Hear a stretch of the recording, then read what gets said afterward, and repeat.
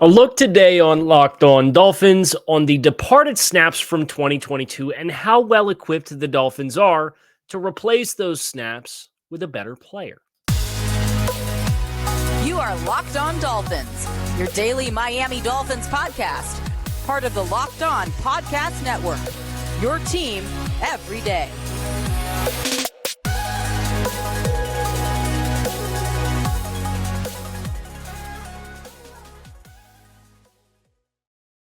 All right, Miami, welcome to another episode of Locked On Dolphins. It's your team every day here on the Locked On Network. Today is Friday, July 14th, 2023. I'm your host, Kyle Krabs, a lifelong Miami Dolphins fan, host of Locked On Dolphins, co-host of the Locked On NFL Scouting podcast with Joe Marino. You guys can find our shows on YouTube or wherever you listen to your favorite podcasts. Special shout out to our everydayers who do keep it locked in with us on a daily basis here on the Locked On Network. Now, today on the show, we're going to be exploring departed snaps. The opportunities from last year's team that have been vacated by players who are no longer on the roster. And the objective here is to identify who is ready to step into those shoes, acknowledge the volume of certain opportunities that is available to the team, and the caliber of the players who have departed from the squad. And that is where we are going to start with on today's show is offensive snaps of players who have departed from the Dolphins from the 2022 season. So I have a list here, and I can actually bump it for those of you who are watching on YouTube so that we can engage with each other and I can look at you and the list at the same time. At quarterback, Teddy Bridgewater, of course, the departure on the offensive backfield as a signal caller. The Dolphins bringing back Skylar Thompson, signing Mike White. I would say Mike White from a roster caliber standpoint is probably within the same bucket of what we got from Teddy Bridgewater last year. Not that Teddy Bridgewater was particularly effective. He'd been a starter, and I think there's a floor or a ceiling of an adequate level starter for Teddy Bridgewater.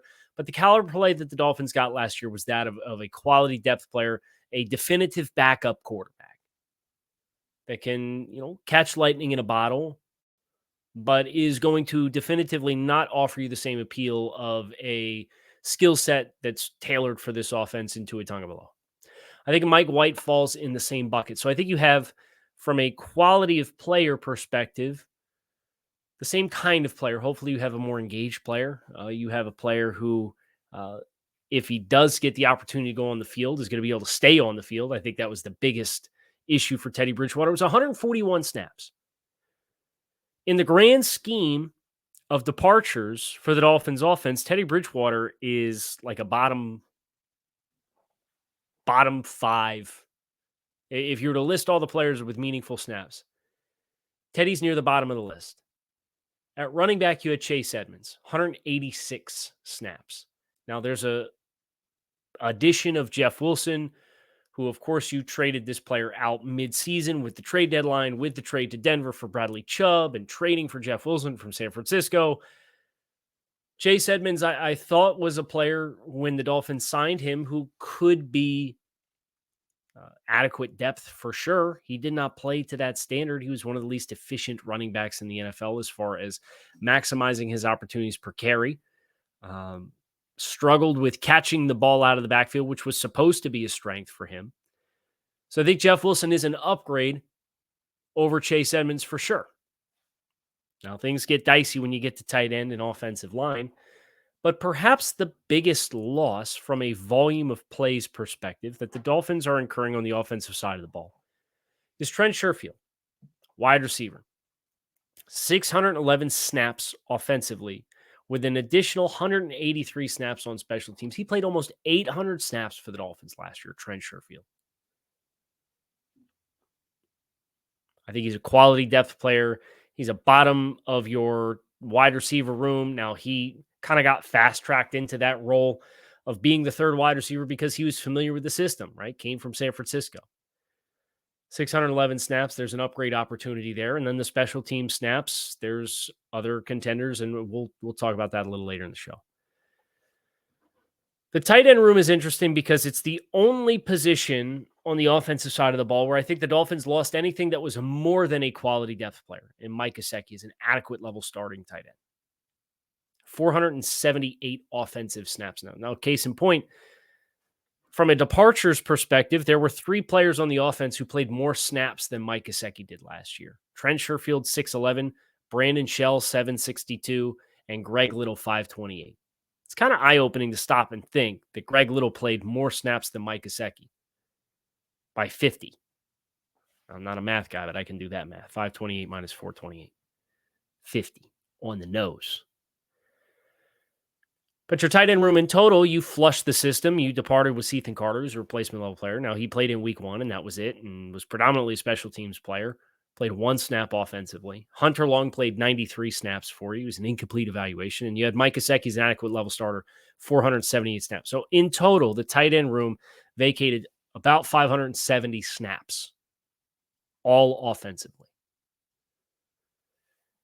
We've talked about the offensive line, Brandon Shell. Quality depth. I think he did a nice job keeping his head above water as the starting right tackle. I do think there was missed opportunities and missed assignments and busts and miscommunications with Brandon Shell that kind of reinforced his status as a swing tackle and a depth player as compared to somebody who you would feel good long-term being your starter at that position. But 762 snaps plus Greg Little's 528, and then Greg played another 75 on special teams. You add in Larnell Coleman, who played 1 offensive snap for you. He since moved on as a late-round draft pick, developmental type player. The Dolphins' offensive tackles vacated over 1,350 in snaps last year. Now, you ask yourself where that's going to get filled. We'll go down that pathway as well.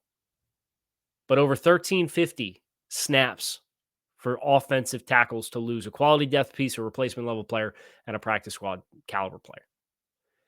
And then Michael Dieter is your only other offensive player of note. Another replacement level player, played 0 snaps offensively for this team last year, but played 76 snaps on special teams. So in total, if you include special teams for offensive players and offensive snaps, the Dolphins vacated 3,135 snaps. Third of that, more than a third of that, almost half of that, at offensive tackle alone. So when you ask yourself, and then the tight ends, another 500. So it's about 2,000 of the 3,000, 3,100 came at tight end and offensive tackle. When we ask ourselves, where's the biggest issues on the Dolphins offense last year? It's those 2 rooms. They actually did flush the system. It just doesn't feel like it because the Dolphins didn't necessarily bring in a ton of star power to fill those voids. We'll talk about the defense next. And of course, we're going to talk about how those snaps, all of these snaps, can get filled in 2023 up next year on today's episode of Locked On Dolphins. But before we do, our partners at eBay Motors have teamed up with Locked On Fantasy Football host Vinny Iyer to bring you some of our best fantasy picks each and every week, all season long. Whether you're prepping for a draft or scouting the waiver wire, every week we are going to provide you with the players that are a guaranteed fit for your roster to help you bring home the trophy in 2023. So with draft prep underway, most drafts aren't going to really kick up and start ramping up until the preseason, about a month from now. So you get about a month for preparations. Let's plan accordingly. Let's see who Vinny has picked out for us this week with eBay's guaranteed fit fantasy picks of the week. When making the first overall pick in this year's NFL draft, perhaps the best option that you can have is San Francisco 49ers running back Christian McCaffrey as a guaranteed fit for your roster because he gives you the full production of a wide receiver and the full production of a running back. And with what San Francisco paid to acquire Christian McCaffrey, one has to imagine that that trend will continue no matter who is at quarterback in 2023. Guaranteed for well more than 300 touches once again in his first full season in San Francisco as the centerpiece of San Francisco's offense. McCaffrey checks all the boxes, including his talent and usage, high floor, and his ceiling. Run with CMC as the guaranteed fit for number 1 overall pick for a smooth ride to another year of big numbers in 2023. Vinny Iyer from Locked On Fantasy Football is going to help you win your fantasy championship. And eBay Motors knows a championship team is all about each and every player being a perfect fit. Same for your vehicle. So with eBay's Guaranteed Fit, over 122 million parts and accessories for your vehicle are available directly at your fingertips, so you can make sure your ride stays running smoothly with air filters, brakes, batteries, taillights, alternators, shocks, struts, you name it, eBay Motors has it. And they'll make sure that it's the right fit for your car because eBay's Guaranteed Fit helps you understand exactly the part that you need for your vehicle the first time. So go forth, switch gears, crank the AC, and say goodbye to sweating if your ride needs a little fixing up, because now you'll know you'll always be set up for success from the get-go. With eBay Guaranteed Fit, everything your vehicle is calling for is just a click away. For the parts and accessories that fit your vehicle, look for the green check. Get the right parts, the right fit, and the right prices at ebaymotors.com. Let's ride. Guaranteed Fit only available to U.S. customers. Eligible items only. Exclusions do apply. So defensively, for the Dolphins, vacated snaps this upcoming from this past season include about 300 snaps on the interior defensive line, and 260 of those come from John Jenkins, who signed with the Las Vegas Raiders, I believe. 41 from Justin Zimmer, who was a waiver wire ad mid-season, and then an undrafted free agent, Ben Stilley, 9 snaps for your team. So 310 in total. Here's the good news. The players that left are practice squad caliber players / replacement level players at this stage in John Jenkins' career. So it should not be hard to find comparable talent to step into those voids. Things do get a little bit more interesting on the edge. 577 snaps vacated from your edge room between Trey Flowers, who was a midseason signing, looked really promising, got hurt. We didn't see him again the rest of the season. That was 65 snaps. And then, of course, Melvin Ingram, 512 snaps out the window. It was a great signing for the Dolphins. He was a really good rotational pass rusher, really good veteran presence for the team. Still kind of lingering, waiting for him to find a landing spot. And Melvin will be a guy that I always root for. I thought he was everything he was as advertised to be for the Dolphins. But at that stage in his career, ideally not somebody who's going to play 86, 70, 80% of the snaps on any given week. 512 snaps for him, I think, is right around the ceiling of where you want to help maximize what he can be for your football team. But that's out the window for this upcoming season because he's no longer signed with the team. Both of those guys I thought were quality depth pieces, as was Elandon Roberts. Now, Elandon Roberts played an elevated role for the Dolphins because of the system that they tried to implement and his familiarity within it. But he played 680 snaps defensively for you last year.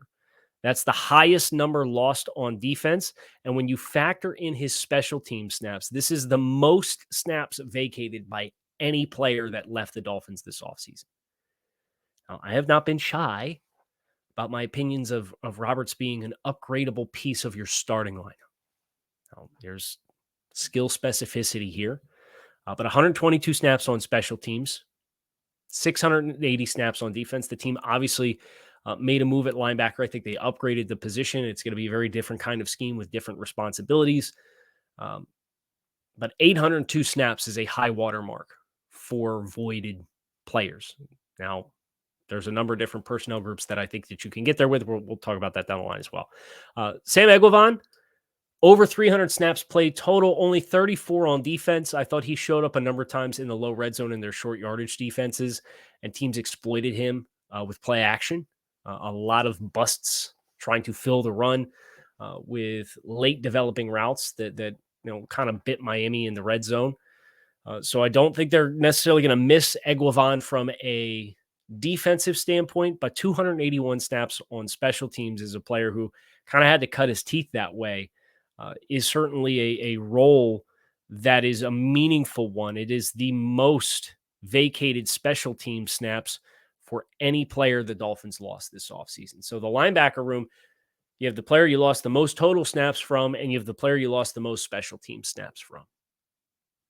That does loom large We'll ask ourselves some questions. I think there's some places we can find to fill that, and we'll go from there. No meaningful corners departed from this football team, but safety, you had Eric Rowe, who played almost 600 total snaps for you, and 569 of them came on defense. I thought Rowe coming into the year regarded him as an adequate level starter. I don't think they got that version of Eric. I think he got a little bit better in the support components of playing safety, but in coverage, I thought he gave up quite a bit of space at times. But 590 snaps is not a small amount. And then Clayton Fejedelem at safety, only 36 snaps on defense, but 274 snaps on special teams. So between he and Sam Eguavoen, you lost two really, really meaningful pieces. And then you also have Trent Sherfield's 183 and Elandon Roberts' 122. Some pretty heavy hitting special team snaps that have departed. So again, we think about the Dolphins and what their weak points were last year. And we obviously knew the offensive line, particularly the tackle position and the tight end position, were areas of letdown for the team last year offensively. You think about defensively, and the linebacker room was probably the second most maligned behind the corners. Now, they obviously invested a lot in corners, didn't flush the system, but they brought in Jalen Ramsey. They brought in Cam Smith. They brought back Nick Needham. They brought back Justin Bethel to go with Keon Crossan for the time being. I do think there's a cap opportunity there with Crossan and savings, but they brought all that back. And then linebackers, you lost two primary special teams players and a starter voluntarily. Your safety room, you flushed another big-time special teams guy out, and then obviously Thomas Morstead. I think this is the best player the Dolphins lost was Thomas Morstead. He was on the field for 142 snaps last year. The only quality starter. If you stack it up on both sides of the ball, Morstead was your only quality starter that I thought you lost. Mike Gesicki was the only adequate level starter that you lost. And then you lose Rowe, Roberts, Ingram, Flowers, Bridgewater, Sherfield, Brandon Shell. I thought those were all quality depth pieces. And then Fejedelem, Eguavoen, John Jenkins, Justin Zimmer, Chase Edmonds, Ethan Carter, Greg Little, Michael Dieter as all replacement level players. So you stack all that up. You're not necessarily worried about the caliber of the players that walked out the door. I think there's opportunities for better scheme fits for those players. And the Dolphins telling you even that with the workload that Mike Gesicki had last year, right? But the question now becomes, who is going to step into these voids created? You look on the defensive side of the ball, including Thomas Morstead, and you vacated 3,046 snaps. So it's about 3,100 snaps on the offensive side of the ball and 3,046 snaps on the defensive side of the ball. It's about 3,000 snaps on either side of the ball. So it's about 3 players worth of starting a full season. Now, getting a player to each take 1,000 snaps and check the box and avoid that likely isn't going to be how this thing plays out. There's going to be multiple fronts that are going to be required to divide these 3,000 snaps and say, hey, you're going to step in and take this chunk. You're going to step in and take this chunk.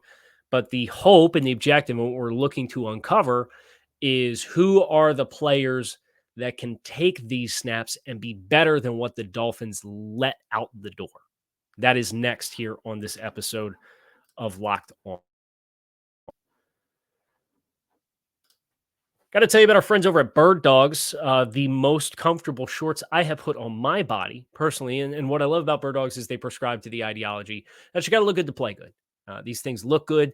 They are cut with stretch khaki that is designed to give you a slimmer fit through the thigh and leg, giving you a truly sculpted look. If you believe in skies out, thighs out, and I hope you do, Bird Dog certainly applies that with their product as well. It's the same exact objective as Lululemon, but they do it way better. They've found a way to create these khaki knit shorts that stretch and move, and they aren't restricting and they aren't sweaty, and they have this stick sweat wicking material that helps you keep cool and dry all day long. So you not only look good, you not only feel good, you not only have full range of motion, but you're comfortable too. Right now, you can go to birddogs.com/lockedonnfl and enter promo code LockedOnNFL for a free Yeti style tumbler with your order. That's birddogs.com/lockedonnfl or promo code LockedOnNFL for free Yeti style tumbler. You won't want to take your bird dogs off once you got them. Promise you that. So the question now is, okay, you get about 3,000 snaps on either side of the ball. Who's stepping into the void here? And let's start with offensive line. Because as we acknowledged, that's about 1,500 snaps. 1,400 snaps minus Michael Dieter's 76 snaps on special teams. You brought in Isaiah Wynn. He is a player who has historically dealt with some injuries. But if he were to take the Brandon Shell workload of 700 snaps, between Dieter, Little, Shell, and then you have Austin Jackson coming back. And I would regard Austin Jackson, I would regard Isaiah Wynn as an upgrade over any player that you let walk out the door. I think he's an adequate level starter as an NFL offensive lineman. I think there's ceiling to be tapped into for more. But to stay conservative, I'd put him as an adequate level starter. The Dolphins let worse players walk out the door. So that is automatically an upgrade. And then you have Austin Jackson, obviously, who's projected to be the starting right tackle.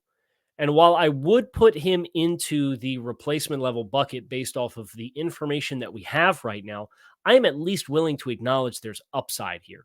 There's not upside with a career swing tackle in Brandon Shell. There's not upside with Greg Little. Austin Jackson, you do have an element of unknown within this system.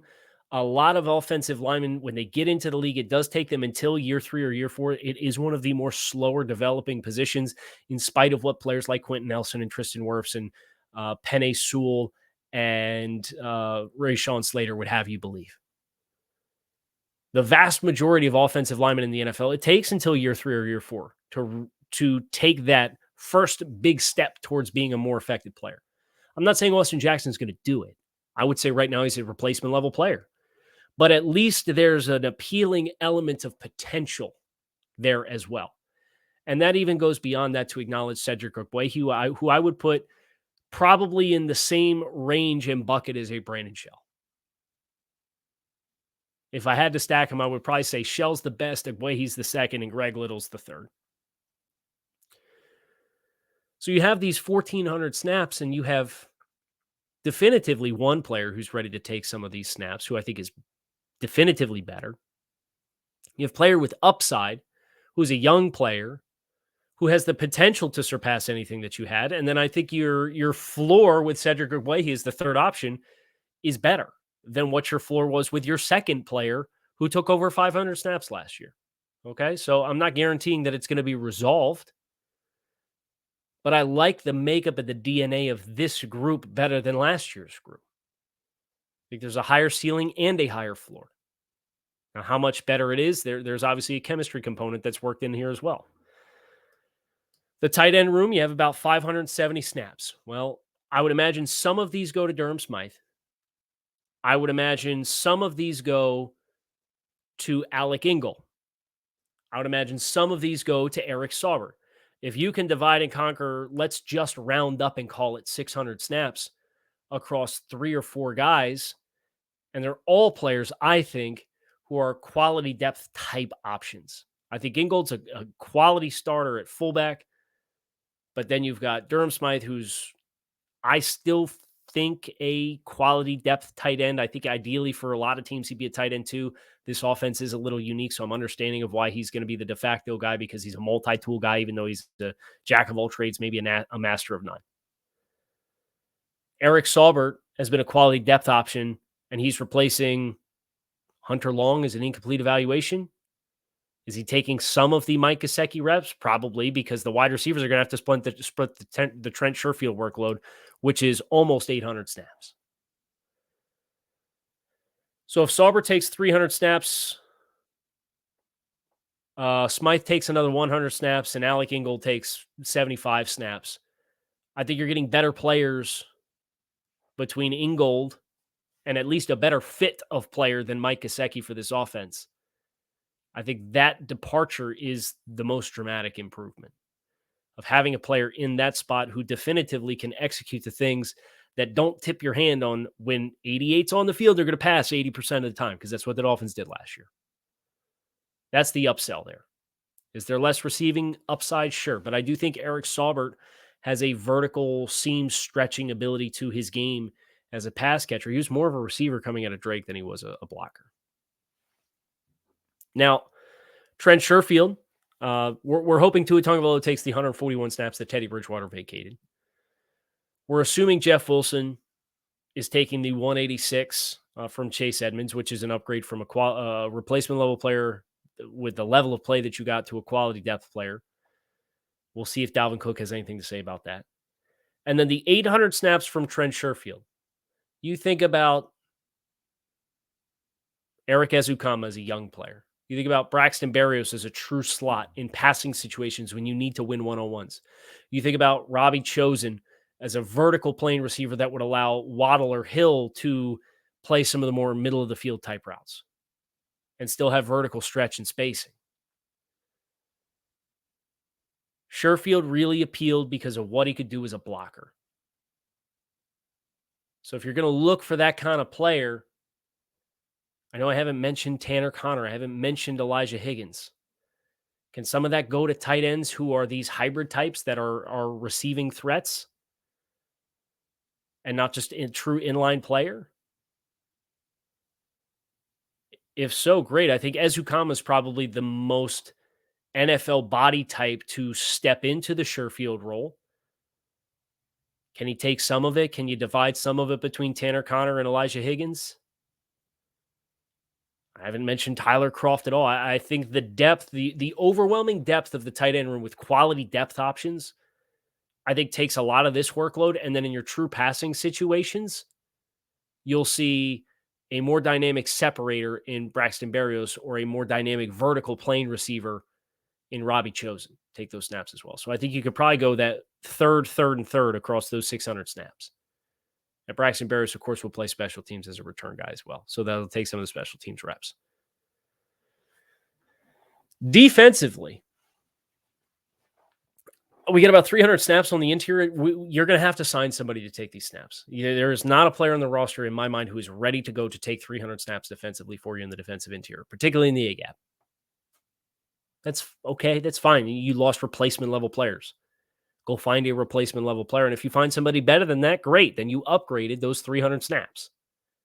But I do think that's an incomplete assignment of snaps. And it's about 10% of your defensive package of available snaps from last year's group. On the edge, you obviously have Emmanuel Ogbah coming back from injury. You have Malik Reed ready to potentially take some of these snaps as well. So I think that's where the rest of those snaps that are not just going to go straight to Emmanuel Ogbah, I think are probably going to go between Reed and Andrew Van Ginkel as a hybrid type player, and probably getting Andrew Van Ginkel some more snap share. I think is probably the recipe there. But I would say Ogbah is an adequate level starter. I think Reed is in the same bucket as a quality depth pass rush type, and I'd say Andrew Van Ginkel is ideally an adequate depth type. So you have the return of Ogbah as the ceiling for these snaps, and I think you have comparable gifts from Reed and Van Ginkel to give you comparable production from the snaps that you vacated. Now, can you get, obviously Bradley Chubb will be on your team for a full season as well, so there will be a higher workload for Bradley Chubb as well. So maybe some of that bleeds into the 300 on the interior and Ogbah can play in the B gap some. I don't know. But I think if you look at the defensive line and you're saying, well, in total, you got almost 900 snaps, and you're saying, well, we have Bradley Chubb for an extra half a season. You're getting Emmanuel Ogbah back for an extra half a season. You brought in Malik Reed. Okay, just go find your A-gap plug to potentially play 150 snaps for you. And can Jalen Phillips just stay on the field on every play? Linebacker, obviously, the low-hanging fruit is David Long. His signing, you think about the 800 snaps that Elandon Roberts has vacated. In a perfect world, David Long would take all of those. I don't know that he will. What I want to do is make sure I get the statistics right here. But David Long, the last few seasons, last season he played 740 snaps versus 802 for Elandon Roberts, including special teams. It was 680 on defense. And I don't think you're paying David Long to play special teams, but he's played 200. He played 200 snaps his rookie season and 150 his second season in the NFL.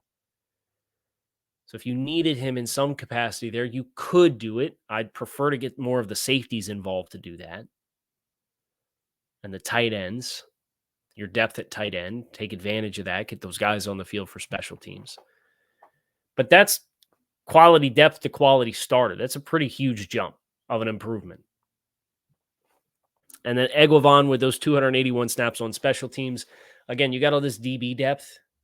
You've got these ferocious safeties. You brought in Deshaun Elliott to be your third safety. Get Brandon Jones back out there on some special teams opportunities. You got Tanner Connor, Elijah Higgins.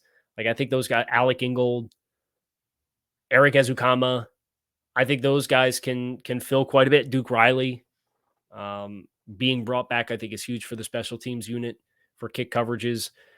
So I think you have options there. And being more dynamic and more athletic, I think is going to be helpful. And you've got some pretty unique height, weight, speed guys that can step into some of those roles that arguably are more athletically dynamic than Sam Eguavon. Low-hanging fruit, Deshaun Elliott versus Eric Rowe for the 569 snaps that Rowe played on defense last year. That can be a 1-for-1. We'll see what Verone McKinley has to say about that. Obviously, McKinley last year stepped in the last month of the season or so and played pretty meaningful snaps as a UDFA. I think that's the ceiling. You're looking for player development there. But at least, with Deshaun Elliott, I think you have a comparable player who's probably better at coverage at this stage in his career than Eric Rowe is, as somebody who's ideally your third safety. Thomas Morstead, right now, it's a 1-for-1 for Jake Bailey. And oh, by the way, those 620 snaps that 605 snaps that you vacated in the safeties, you also have Jalen Ramsey to step into as well. So I think some of that comes from the Elandon Roberts bucket as well. You're going to have these safeties that can move around, these three safeties with these 4-5 corners that can move around. Some teams are going to line up in true base personnel, and they're going to try to run the ball at you and get after you. And in those instances, you got to be able to play big boy football. I think they have the line to do it, and I think you'd see a lot of penny front when teams go heavy with them, which is 5-6 down offensive linemen and one linebacker. Now, when teams try to spread you out, having all that versatility and having David Long and Jerome Baker and Jalen Ramsey and Kader Kohu and Cam Smith, like, between Eric Rowe and Elandon Roberts, it's a grand total of defensive snaps, 1,200 snaps. Jalen Ramsey could feasibly take all of it. And it would just be where you play him and who else you take to take somebody else off the field, be it a nose tackle or a second linebacker, and take them off and put a DB on. And that kind of plays into the depth that the Dolphins have. So about 3,000 snaps on either side of the ball. That's what I think Miami has. We've looked into the upside and the questions for each kind of position room with the snaps that have been left open. I did this exercise because I thought it was really eye-opening to kind of walk through the snaps you lost, what rooms you voluntarily let a lot of snaps leave, and what your answers are to put other players into that spot. And what I think you have is a sell for higher floor and higher ceiling for just about every position room that you have in year two in this system. That's all you can hope for. Your team that got better. There's teams that are coming into this season that definitively did not get better than last year.